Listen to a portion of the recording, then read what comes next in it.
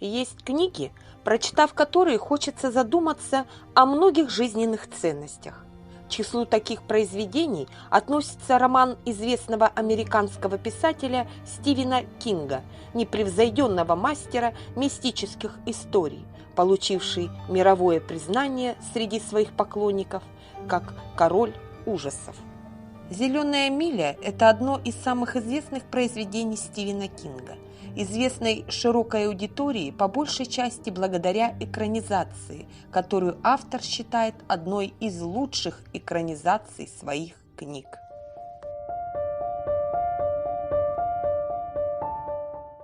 Повествование ведется от лица Пола Энджекомба, который рассказывает историю, произошедшую с ним 60 лет назад, когда он работал охранником в блоке смертности в тюрьме «Холодная гора».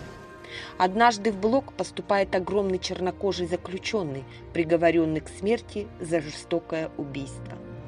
Но по мере развития сюжета выясняется, что осужденный очень добрый и чувственный человек, при этом обладающий особой мистической способностью исцелять людей. И Энджекомб, и другие охранники убеждены, что этот сильный человек был обвинен несправедливо, что не все бывает таким, каким кажется.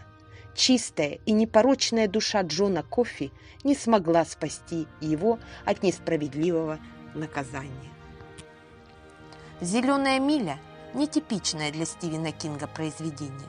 Высокая драма об искуплении, в которой нет того, что может напугать. Это просто суровая реальность с небольшой долей мистики. Читайте книги Стивена Кинга. Мастеру мистических историй всегда есть что рассказать своим читателям.